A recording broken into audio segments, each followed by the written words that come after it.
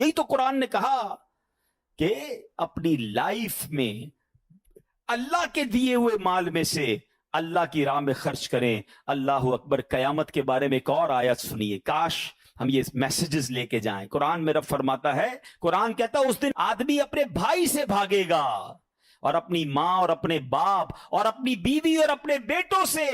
ان میں سے ہر شخص کو اس دن کی ایک ایسی فکر ہوگی جو اسے دوسروں سے بے پرواہ کر دے گی.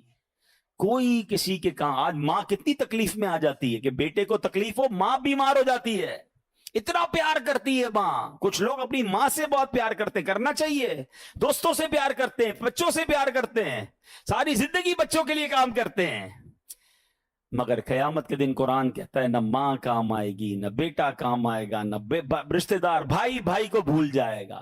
نفسا نفسی کا دن ہوگا, میں ہوں گا, میرے اعمال ہوں گے. کاش یہ بات آج ہم سمجھ کے جائیں, قرآن کے اس پیغام کو لے کے جائیں. ایک اور آخری آیت سن لیں. اللہ قرآن میں فرماتا ہے, یا ایھا الذین آمنوا اتقوا اللہ ولتنظر نفس ما قدمت لغد واتقوا اللہ ان اللہ خبیر بما تعملون. یہ بھی وہ آیت ہے اے ایمان والو کہہ کر, یعنی ایک اور آیت آج ہم کور کر رہے ہیں جس میں رب فرماتا ہے اے ایمان والو اللہ سے ڈرو اور ہر جان دیکھے کہ اس نے کل کے لیے آگے کیا بھیجا ہے, اور اللہ سے ڈرو بے شک اللہ تمہارے اعمال سے خوب خبردار ہے. کل کے لیے آگے بھیجنے کی قرآن ہمیں ترغیب دے رہا ہے. ہم پیچھے چھوڑ کر کیا جائیں گے اس کی فکر میں. Look at the directions. ہم میں سے اکثر لوگوں کی فکر یہ کہ میں پیچھے بچوں کے لیے, فیملی کے لیے کتنا جمع کر رہا ہوں. قرآن کہتا ہے ہر آدمی سوچے آگے کے لیے کیا بھیجا ہے. ہم پیچھے کی سوچ رہے ہیں, قرآن ہمیں آگے کی سوچ دلا رہا ہے. آپ کو پتہ ہے جب انسان کا انتقال ہوتا ہے, رشتہ دار کہتے ہیں میت نے پیچھے کیا چھوڑا ہے, فرشتے پتہ ہے کیا کہتے ہیں, میت نے آگے کیا بھیجا ہے. کاش یہ فلسفہ سمجھ آ جائے کہ آگے کیا بھیجنا ہے. آگے سجدے کام آئیں گے, نمازیں پڑھیے, یہ آگے بھیجنے والا کام ہے. 5 وقت کی نماز یہ آپ کے اگلے اکاؤنٹ کو بیٹر کرے گی. آگے تلاوت قرآن کام آئے گی, ذکر و اذکار کام آئیں گے, لوگوں سے اچھا برتاؤ کام آئے گا, مسلمانوں کی خیر خواہی کام آئے گی, غریبوں کی مدد کام آئے گی, صدقہ جاریہ والے کام آئیں گے, رشتہ داروں سے حسن سلوک کام آئے گا, ماں باپ کی خدمت کام آئے گی. جو دھوکہ دے کر, لوٹ کر, ظلم کر کے سب کچھ زندگی گزار رہے ہیں, آپ اگلا گھڑا تیار کر رہے ہیں اور آگے کب جانا ہے کسی کو نہیں پتا. ہم میں سے کوئی آج بھی دنیا سے جا سکتا ہے, ہم کیوں نہیں سوچتے. کاش قرآن پاک کا یہ پیغام ہم سمجھ کے جائیں. جو آج آیت ہوئی ہے میں اس کا ترجمہ پھر بیان کر کے اپنے بیان کو ختم کرتا ہوں. اللہ قرآن میں فرماتا ہے اے ایمان والو, ہمارے دیے ہوئے رزق میں سے اللہ کی راہ میں اس دن کے آنے سے پہلے خرچ کر لو جس میں نہ کوئی خرید و فروخت ہوگی اور نہ کافروں کے لیے دوستی اور نہ شفاعت ہوگی اور کافر ہی ظالم ہیں. تو کاش یہ 2 پیغام اس آیت سے ہم لے جائیں کہ مرنے سے پہلے, ہمیں نہیں پتا کب مریں گے, آج دنیا میں رہ کر آخرت کے لیے کچھ ایسا سامان کر لیں, کچھ ایسا خرچ کر جائیں جو ہمارے لیے خزانہ آخرت کے لیے جمع ہو جائے. آج جو قرآن پاک کی ہمیں آیت ہم نے سننی ہے, سبحان اللہ کیا کمال کی آیت ہے اور کیا شاندار اس میں لیسن ہے. پارہ نمبر 3 ہے, سورہ بقرہ ہے, آیت نمبر ہے 254.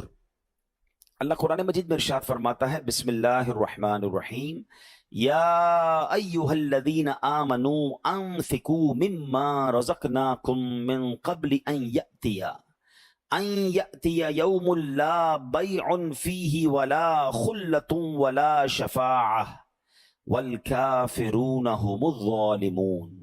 آسان ترجمہ قرآن کنز العرفان, اے ایمان والو ہمارے دیے ہوئے رزق میں سے اللہ کی راہ میں اس دن کے آنے سے پہلے خرچ کر لو جس میں نہ کوئی خرید و فروخت ہوگی اور نہ کافروں کے لیے دوستی اور نہ شفاعت ہوگی اور کافر ہی ظالم ہیں. یعنی سبحان اللہ, اس قرآن مجید کی اس آیت میں ہمیں جھنجھوڑا گیا ہے. ایک دن آنا ہے جس دن مال کام نہیں آئے گا، جس دن کوئی دوستی کام نہیں آئے گی، ہاں اچھے لوگوں کے ساتھ رہے ہوگے تو کام آئے گی، برے دوست اور خاص طور پہ اگر غیر مسلم ہیں، ایمان ہی نہیں ہے ان کے پاس، کوئی کام نہیں آئے گا تمہارے۔ اس دن سے پہلے اس دن کی تیاری کر لو۔ اللہ نے مال دیا ہے، اس کو اس کی راہ میں خرچ کر لو۔ اب اس آیت کا معنی کیا بنتا ہے ذرا سمجھیے گا۔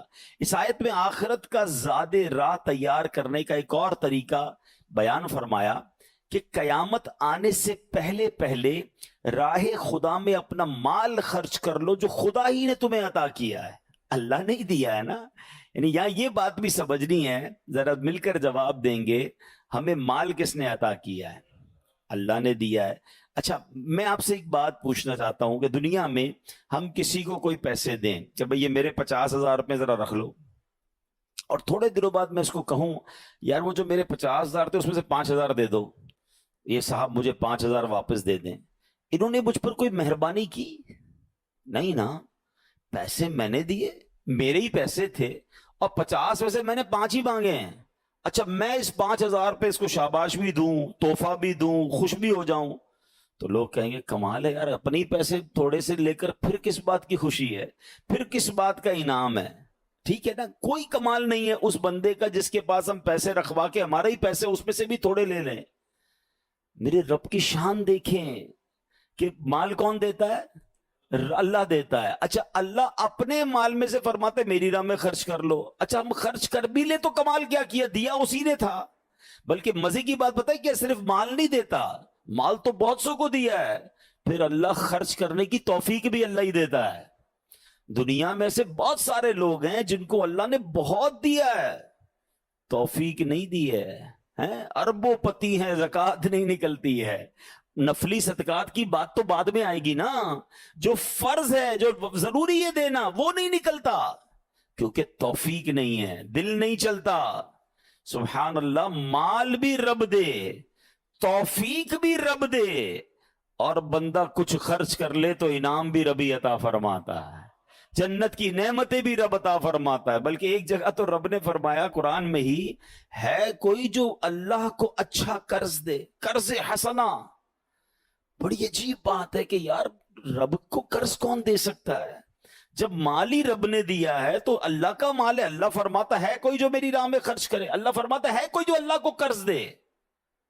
اس کا مطلب کیا ہوا؟ علماء نے بڑی ڈیبیٹ کی اس پر، یہ لفظ قرض کیوں لایا گیا؟ تو اس کے پیچھے علماء نے جو ریزن بیان کیا کہ دنیا میں جب آپ کسی کو تحفہ دیتے ہیں نا تو واپسی کی امید نہیں ہوتی، اور رکھنی بھی نہیں چاہیے۔ تحفے کا مطلب تو آپ نے دے دیا نا، گفٹ ہے۔ کچھ لوگ تو تحفہ دے کر بھی امید رکھ رہے ہوتے ہیں، آج میں نے دیا دیکھو کل کیا دے گا۔ تحفہ بھی غرض کے ساتھ، تحفہ بھی کنڈیشن کے ساتھ، تحفہ کنڈیشن کے ساتھ نہیں ہوتا۔ گفٹ دیا تو دیا، اچھے دل سے دیا کرو۔ تو لیکن جب آپ قرض دیتے ہیں نا تو آپ کو پتا ہوتا ہے یہ واپس آنا، جبھی تو قرض ہے۔ آپ تو کنڈیشن بھی لگاتے ہیں، چیک بھی کرتے ہیں کس کو دے رہا ہوں، واپس دے گا نہیں دے گا۔ اللہ اکبر، فرمایا جو رب نے قرآن میں فرمایا نا، ہے کوئی جو اللہ کو اچھا قرض دے اور اللہ اس کو پھر بڑھا کے لوٹائے گا، تو اس کا مطلب یہ ہے کہ دینے والا اللہ کی راہ میں یقین رکھے کہ جو میں دے رہا ہوں یہ مجھے ضرور واپس ملے گا۔ اللہ نے قرآن مجید میں ایک اور جگہ ارشاد فرمایا، جو برے لوگوں سے دوستی لگاتے ہیں نا، یہ میرے نوجوان مجھے سن رہے ہیں، آج نوجوان کو سمجھاؤ یار برے لوگوں کے ساتھ نہ بیٹھو، شرابیوں کے ساتھ نہ بیٹھو، جواریوں کے ساتھ نہ بیٹھو، بے حیا لوگوں کے ساتھ دوستیاں نہ کرو۔ تو جواب کیا دیتے ہیں؟ میں نہیں شراب پیتا، میں جوا کہاں کھیلتا ہوں، میں برے کام نہیں کرتا، بس بیٹھتا ہوں، کمپنی دیتا ہوں، دوست کرتے ہیں۔ دو باتیں یاد رکھیے گا، یہ جتنے نوجوان یہ جواب دیتے ہیں نا کہ میں بڑا پکا ہوں، میں برے کام نہیں کرتا، دوست کرتے ہیں، آپ تیار ہو جائیے کہ کچھ دنوں میں آپ بھی یہ برا کام کریں گے، کوئی نہیں بچتا۔ چلیں اگر آپ کو میری بات سمجھ نہیں آ رہی، یہ نوجوانوں کو نہیں آتی سمجھ، عموماً بچوں کو سمجھ ہی نہیں آتی کہ ابو پتہ نہیں کیوں روک رہے ہیں، یہ مولانا صاحب کیوں منع کرتے ہیں برے دوستوں میں بیٹھنے کا، میں تو بڑا پکا ہوں۔ اچھا اسی طرح اب ذرا نوجوانوں سے بات کر لوں یا بڑی عمر کے لوگوں سے بات کر لوں، وہ بد عقیدہ لوگوں کے ساتھ بیٹھنا شروع کر دیتے ہیں جن کا ایمان درست نہیں ہے، جن کا عقیدہ درست نہیں ہے اللہ کے بارے میں، رسول کے بارے میں، صحابہ کے بارے میں یا اہل بیت کے بارے میں، انہیں کہو یار آپ کے دوستوں میں یہ کیوں ہیں؟ تو کہتے میں بڑا پکا ہوں، میں ان کے عقیدے کی طرف نہیں جاتا ہوں، میں تو جناب اپنی بات کرتا ہوں لیکن بیٹھتا ہوں ان کے ساتھ۔ اب یہ دو قسم کے لوگوں کو جواب قرآن دے رہا ہے، ٹھیک ہے؟ پہلے میں نے آیت پڑھی، اس کا ترجمہ بیان کر دیتا ہوں، پھر بات آگے کرتے ہیں۔ اللہ نے فرمایا اس دن گہرے دوست ایک دوسرے کے دشمن ہو جائیں گے سوائے پرہیزگاروں کے، الا المتقین۔ متقی لوگوں کی دوستی ہوگی، وہ قیامت میں بھی کام آئیں گے، باقی سارے دوست ایک دوسرے کے دشمن ہو جائیں گے۔ ایک بات تو یہ سمجھ لو، ایسے دوست کا کیا فائدہ جو قیامت کے دن کام ہی نہ آئے بلکہ میرے لیے مار پڑنے کا سبب بن جائے۔ اب آتے ہیں دوسری بات کی طرف، جو لوگ کہتے ہیں نا میں بڑا پکا ہوں، میں نہیں جاؤں گا اس کی طرف۔ چلیں اب ایک چھوٹا سا میں سروے آپ سب کے ساتھ کر لیتا ہوں۔ کسی بھی چور، کسی بھی ڈاکو، کسی بھی جواری، کسی بھی شرابی، کسی بھی ہیروئنچی، غلط کام کرنے والے سے کبھی بھی زندگی میں ملاقات ہو جائے، اس کو صرف ایک سوال کیجئے گا، جواب آپ خود ہی دے دیں گے ابھی مجھے، ٹھیک ہے؟ لیکن چلے آپ سوال کیجئے گا، آپ کو یہ عادت کہاں سے ملی؟ بتائیے سارے لوگ کیا جواب دیں گے؟ جواب آپ کو پتا ہے کہ کہاں سے ملی؟ کوئی ایک نہیں کہے گا جناب کہ یہ جو شراب کی عادت پڑی ہے نا یہ ابو نے مجھے لگائی ہے، یا امی نے برتھ ڈے والے دن مجھے یہ پسٹل لا کے دی تھی کہ بیٹا آج تیری برتھ ڈے ہے، یہ پسٹل لے اور آج سے چوری شروع کر دے۔ آپ کو یہ سارے لوگ جواب یہی دیں گے، یار بیٹھتا تھا، دوست پیتے تھے، دوست غلط کام کرتے تھے، دوست جوا کھیلتے تھے، کہا یار تھوڑے ہی پیسے لگا لو، بڑا مزہ آتا ہے، ہم تو روز جیتتے، تم بھی جیت جاؤ گے، اور جناب مجھے جوئے کی لت پڑ گئی اور آج سب کچھ بک گیا۔ آج میں اتنی شراب پیتا ہوں، پہلے ایک بھی نہیں پیتا تھا، آج جو میں یہ چرس اور ہیروئن پی رہا ہوں، میں تو صرف سگریٹ پیتا تھا، ایک بار دوست نے کہا ذرا تھوڑا سا کش تو لگا لو، اور آہستہ آہستہ مجھے یہ عادت پڑ گئی۔ ایک بندہ آپ دنیا میں نہیں دکھا سکتے کہ جس کو بری عادت لگی ہو اور وہ دوستوں کی وجہ سے نہ لگی ہو۔ تو واٹ از دا ریزلٹ؟ سیدھا سیدھا فارمولا ہے نا کہ برا دوست ہی دوست کو خراب کرتا ہے۔ اور سبحان اللہ، اب ذرا تھوڑا سا ایک اور سروے کر لیتے ہیں، آپ ہی کا سروے کر لیتے ہیں۔ اس میں 100% جواب نہیں آئے گا، اس میں 70-80% جواب آئے، کیونکہ اس میں ماشاءاللہ ماں باپ کا کردار بھی ہوتا ہے، لیکن 70-80% آپ میں سے اگر میں کسی سے پوچھوں یار آپ کی نماز کی عادت کیسے بن گئی، آپ کی ماشاءاللہ تلاوت کی عادت کیسے بن گئی، آپ نے چہرے پہ سنت کیسے سجا لی ہے، آپ اچھی محفلوں میں کیوں جانے لگ گئے ہیں، آپ کے اندر یہ خوبصورت عادت کہاں ہے، تو آپ میں سے 70% لوگ جواب کیا دیں گے؟ یار ایک اچھا دوست مل گیا تھا، ایک اچھا رہنما مل گیا تھا جس نے بڑے پیار سے مجھے دعوت دی تھی، یا کسی عالم دین سے ملاقات ہو گئی تھی، ایک اچھی صحبت ملی تھی جس نے مجھے یہ عادت ڈال دی۔ تو سبحان اللہ، فارمولا آپ کے سامنے ہے کہ صحبت صالح ترا صالح تنن، اچھے کی صحبت تجھے اچھا بنا دے گی، اور برے کی صحبت طالح ترا طالح کنن، تجھے برے کی صحبت برا بنا دے گی۔ یہ مانتے نہیں ہیں لوگ، نہ نوجوان آج کا مان رہا ہے، نہ بچے مان رہے ہیں، کہتے نہیں ہم بڑے پکے ہیں۔ آپ کو امپیکٹ ضرور آئے گا۔ وہ یہ جو محاورہ ہے نا، یہ محاورہ صرف محاورہ نہیں، حقیقت ہے۔ خربوزے کو دیکھ کر خربوزہ رنگ پکڑے گا، یہ دنیا کا دستور ہے۔ اچھا تھوڑی دیر کے لیے چلے میں آپ کو ایک اور لاجیکلی ایگزامپل سے، ماحول کا کتنا اثر ہوتا ہے۔ اس وقت آپ سارے وضو کر کے تیار ہو کر ماشاءاللہ اللہ کے گھر میں بیٹھے ہیں، سر پہ ٹوپی لگائی ہوئی ہے، اس وقت آپ میں سے کسی کا حرام کام کرنے کا جی چاہ رہا ہے، لیکن ہمیں فکر ہی نہیں ہے۔ کوئی بات نہیں یار، غیر مسلم ہے تو کیا ہوا، ہم تو جاتے، معاذ اللہ مسلمان کہلانے والے ان کے تہواروں میں جاتے ہیں، ان کے تہواروں میں مٹھائیاں جا رہی ہیں، ان کے گھروں سے مٹھائیاں آ رہی ہیں۔ کیا جواب دو گے اللہ رسول کو؟ اس سے دوستی لگائیے جس کا صحابہ کرام کے بارے میں عقیدہ ہی درست نہیں ہے، اور ہم اس کے ساتھ کھاتے پیتے ہیں۔ کیا جواب دیں گے ہم صحابہ کرام کو، نبی پاک کو کیا جواب دیں گے؟ سرکار دو عالم علیہ الصلوۃ والسلام فرماتے ہیں کہ الصحابی کا نجوم، میرے صحابہ ستاروں کی مانند ہیں، فَبِأَيِّهِمْ اِقْتَدَيْتُمْ اِهْتَدَيْتُمْ، میرے صحابہ ستاروں کی مانند ہیں، جس کی بھی پیروی کرو گے تم کامیاب ہو جاؤ گے۔ اور ان صحابہ کو برا بھلا کہنے والا میرا دوست ہو سکتا ہے؟ کیسے ہو سکتا ہے؟ سوچئے نا. اچھا پھر ایسے دوست لگائے ہوں گے جو اہل بیت کو برا بھلا کہہ رہے ہیں. معاذ اللہ. کبھی سوچا آپ نے کہ سرکار کی آل کے بارے میں بری بات کرنے والے کے ساتھ میں کیسے بیٹھ سکتا ہوں؟ مگر نہیں، کوئی بات نہیں یار، میرا دوست ہے، اس کا عقیدہ ہے. یار آپ کے والد کو کوئی گالی دے، آپ کی والدہ کوئی برا بھلا بولے، آپ اس کے ساتھ بیٹھیں گے؟ آپ کہیں میں اس کی جان لے لوں گا، اس کا گلا پکڑ لوں گا. اچھا تمہاری ماں کو برا بھلا کہ تم نہیں بیٹھو گے، مومنوں کی ماں کے بارے میں، ہماری امہات المومنین کے بارے میں کوئی برا کہے، ہمارا دوست بن جاتا ہے. سوچیے ہم کیا کر رہے ہیں، ہم کدھر جا رہے ہیں؟ ہمارا کوئی معیار نہیں ہے. ہم مسلمان پہلے ہیں، ہمیں نبی پاک علیہ الصلوۃ والسلام سے بروز قیامت شفاعت لینی ہے. ہم کیسے ان کو دوست بنا سکتے ہیں؟ تو خدا را سمجھیے، اللہ کے ولی، سبحان اللہ، اولیاء کرام کے بارے میں بری باتیں کرنے والا میرا دوست کیسے ہو سکتا ہے؟ اولیاء کرام، اچھا ولی کہتے کس کو ہیں؟ دوست کو. کس کا ولی ہے؟ اللہ کا دوست ہے. اللہ کے دوست کو برا کہے تو اللہ مجھ سے راضی ہوگا؟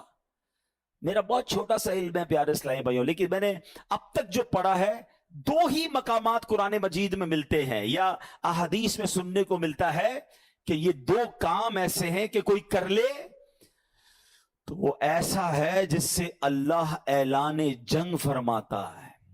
رب سے جنگ کرنا ہے، یہ 2 کام ایسے ہیں. مجھے بتاؤ اللہ سے جنگ کر کے کوئی جیتے گا؟ بربادی ہونا ہے نا. تو ان 2 کاموں سے تو مجھے میلوں کوسوں دور رہنا ہے. وہ 2 کام کون سے ہیں؟ فرمایا ایک سود کا کام کرنے والا اور ایک اللہ کے ولی سے دشمنی کرنے والا. اللہ فرماتا ہے میرا اس سے اعلان جنگ ہے. اولیاء کرام کے بارے میں بکواس ہو رہی ہے اور میں کہتا ہوں میرا دوست ہے یار، کوئی بات نہیں، اس کا مسئلہ ہے، میں تو کھانا کھاتا ہوں اس کے ساتھ. اللہ اکبر. قرآن کہتا ہے قیامت کے دن متقیوں کے علاوہ گہرے دوست بھی دشمن ہو جائیں گے. تو ہمارا کوئی پیرامیٹر ہونا چاہیے. آج کل تو ڈیجیٹل فرینڈ بنتے ہیں نا، ادھر فرینڈ ریکویسٹ آئی ادھر ایکسپٹ، ادھر فرینڈ ریکویسٹ ادھر ایکسپٹ. کون ہے کیا ہے؟ روایتوں میں آتا ہے دوست کے دین پر ہوتا ہے.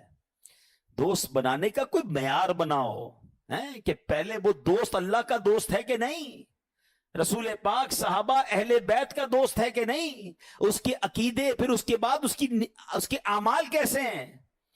برے دوستوں کے ساتھ رہ کر آپ اچھے نہیں ہو سکتے.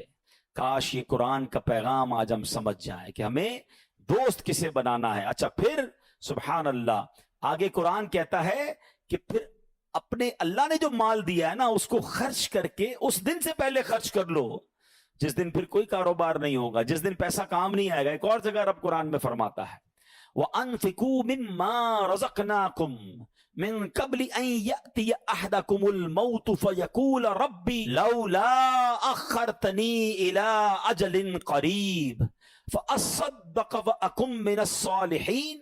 ترجمہ، اور ہم نے تمہیں جو رزق دیا اس سے اس وقت سے پہلے ہماری راہ میں خرچ کر لو کہ تم میں سے کسی کو موت آئے تو کہنے لگے اے میرے رب تو نے مجھے تھوڑی مہلت کیوں نہ دی کہ میں صدقہ دیتا اور صالحین میں سے ہوتا.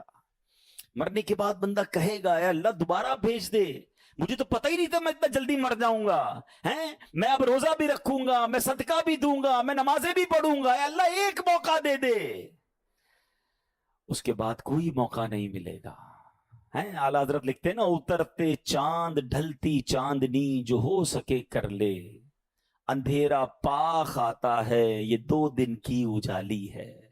ارے یہ بھیڑیوں کا بن ہے اور شام آ گئی سر پر، کہاں سویا مسافر ہائے کتنا لا ابالی ہے. اندھیرا گھر اکیلی جان دل دم گھٹتا دل اکتا تا، خدا کو یاد کر پیارے وہ ساتھ آنے والی ہے. زمین تپتی کٹیلی راہ بھاری بوجھ گھائل پاؤں، مصیبت جھیلنے والے تیرا اللہ والی ہے. نہ چونکا دن ہے ڈھلنے پر تیری منزل ہوئی کھوٹی، ارے او جانے والے نیند یہ کب کی نکالی ہے. ہم سب دنیا میں جانے کے لیے آئے ہیں. میں 2 دن پرانی بات آپ کو بتاتا ہوں. میں نیو کراچی میں گیا، میرا بیان تھا وہاں پر. بیان کے بعد مجھے لوگوں نے کہا کہ اس بیان کے پاس ہی ایک گھر ہے اور وہاں بڑی جوان موت ہوئی ہے, والد صاحب کو صبر ہی نہیں آ رہا ہے, آپ تھوڑی دیر کے لیے چلیں, دعا کر دیں گے, ان کو کچھ تسلی ہو جائے گی. یقین کریں اس وقت میں آپ سے بات کر رہا ہوں نا, اس نوجوان کا چہرہ میری آنکھوں میں گھوم رہا ہے. پتہ ہے اس کی عمر کتنی تھی؟ وہ 20 سال کا بھی نہیں ہوا تھا.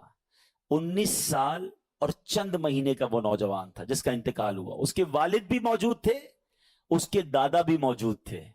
میں اس گھر میں ملنے گیا. آپ یقین کریں جو ان کی کیفیت تھی, پتہ وہ کیا کہتے تھے؟ میں نے کہا کیسے انتقال ہوا؟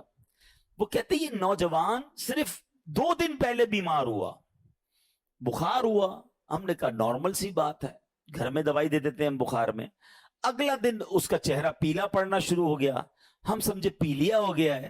علاقے کے ڈاکٹر کو دکھانے گئے کہ جناب کوئی تھوڑی سی دوائی دے دیں, جوائنٹس لگ رہا ہے. شام تک اس کی طبیعت اتنی بگڑ گئی کہ ہم پھر کسی بڑے ہاسپٹل میں لے گئے. ہاسپٹل والوں نے کہا طبیعت سیریس ہے. راتوں رات اس کو ہاسپٹل میں ایڈمٹ کیا اور اگلے دن اس کا وصال ہو گیا. ہم نے جتنے ٹیسٹ کروائے, وہ کہتے ہیں جو ٹیسٹ کی رپورٹیں تھی نا وہ بھی نہیں آ پائیں. بندے کے انتقال کے 3 دن بعد ٹیسٹ کی رپورٹیں آ رہی ہیں کہ بلڈ میں یہ پرابلم ہے, وہ یعنی اتنا بھی ٹائم نہیں ملا ہمیں کہ ہم اس کی ڈائگنوز کر سکتے کہ اس کو پرابلم کیا تھا. بڑا پیسے والے تھے, بڑا گھر تھا, سب کچھ تھا, مگر وہ 20 سال کا نوجوان اب اپنی قبر میں اکیلا ہے. کاش یہ بات ہمیں سمجھ آ جائے کہ میں نے بھی جانا ہے, آپ نے بھی جانا ہے. کس بات کا انتظار ہے یار؟ ہمیں کیوں لگ رہا ہے کہ ابھی بہت باقی ہے, ابھی تو بڑی لائف پڑی ہے, ابھی تو بڑھاپا آئے گا, پھر جناب اللہ اللہ بھی کر لوں گا, پھر توبہ بھی کر لوں گا, پھر حرام بھی چھوڑ دوں گا, پھر اللہ کی راہ میں خرچ بھی کر لوں گا. دادا موجود ہے, پوتا قبر میں ہے. وہ ایک قبرستان میں تختی لگی ہوئی تھی نا ایک قبر کے اوپر, میں بڑا اہم تھا, یہی میرا وہم تھا. کاش یہ بات سمجھ آ جائے. تاریخ پیدائش بھی لکھی ہوتی ہے اور تاریخ وصال بھی. کیلکولیٹ کیا کریں گے یار, یہ 70 سال کے بعد قبر میں گئے, پھر آپ کو کوئی قبر ملے گی جو 40 سال کا قبر میں گیا ہوگا, آپ کو ایسی بھی قبر ملے گی جو 15 سال میں قبر میں گیا ہوگا. بلکہ قبرستان میں چھوٹی چھوٹی قبریں بھی ہوتی ہیں, بچے بھی قبر میں گئے. اٹ مینز ہم میں سے ہر کوئی ایک سیکوینس سے آیا ضرور ہے. میرے دادا پہلے آئے, آپ کے بھی پہلے دادا آئے, پھر والد آئے, پھر آپ آئے, پھر آپ کے بچے, پھر ان کے بچے. یہ ایک سیکوینس ہے, ایک ترتیب ہے. آنے کی ترتیب ہے, جانے کی ترتیب نہیں ہے. پہلے کوئی بھی جا سکتا ہے, تو پھر کیوں تیاری نہیں کر رہے؟ یہی تو قرآن کہہ رہا ہے کہ بندہ مرنے کے بعد کہے گا یا اللہ مجھے مہلت کیوں نہ دی, میں نیک کام کرتا, میں تیری راہ میں خرچ کرتا. موت مہلت دے کر نہیں آتی ہے. مجھے اور آپ کو کوئی میسج نہیں آئے گا. آج کل میسج آتا ہے نا موبائل کمپنی کا کہ جناب 90% ڈیٹا یوز ہو گیا ہے, پلیز اب 10% رہ گیا ہے, اب جلدی سے پیسے ڈلوائیں ورنہ موبائل بند ہو جائے گا. ہم کہتے ہیں یار اپنے سٹاف کو یا پیسے بھجواؤ, موبائل بند ہونے والا ہے. زندگی میں مجھے اور آپ کو کوئی میسج نہیں آئے گا کہ your 10% life remaining, please make repentance, توبہ کر لیں, 10% رہ گئی ہے, 2 دن رہ گئے, اب سجدہ کر لیں, اب اللہ کو راضی کر لیں, اب چھوڑ دیں حرام کو. نہیں, صبح بندہ گھر سے نکلتا ہے, شام جنازہ گھر پہ آتا ہے. پلیز قرآن کے اس پیغام کو آج لے کر جائیں. اللہ نے مال دیا ہے, زندگی میں خرچ کر لو, اچھی جگہ خرچ کرو, غریبوں کی مدد کریں, صدقہ جاریہ والے کام کریں, زکوٰۃ اس کی پوری دیں, اور صرف زکوٰۃ کیوں اور خرچ کر لو. اچھا یہ مال جانا کدھر ہے؟ آپ ہی کے اکاؤنٹ میں جانا ہے. اللہ کی راہ میں خرچ کر کے ٹینشن کیوں ہوتی ہے؟ کوئی ایسا بندہ دیکھا آپ نے کبھی کہ جو بندہ کہے یار آج بڑا موڈ آف ہے؟ ہم کہیں کیوں موڈ آف ہے؟ کہ یار یہ جیب میں پیسے تھے نا, یہ آتے آتے بینک میں ڈلوا کے آیا ہوں. تو ہم کہیں گے تھوڑے ہی پیسے تھے, آپ کے ہی جیب میں تھے, آپ کے ہی اکاؤنٹ میں چلے گئے, ٹینشن کس بات کی ہے؟ ایسا ہی ہے نا, کوئی ٹینشن نہیں ہوتی کہ یار کیش پڑا ہے ذرا اکاؤنٹ میں ڈلوا دوں. کاش میرا اور آپ کا یہ ذہن بن جائے کہ جو میرے پاس پیسے ہیں میں جب جب اللہ کی راہ میں خرچ کرتا ہوں یہ میرے ہی جنت کے اکاؤنٹ میں جمع ہو رہے ہیں. تو پھر کبھی ٹینشن نہیں ہوگی, خوشی ہوگی کہ یار اچھا جمع کروا دو.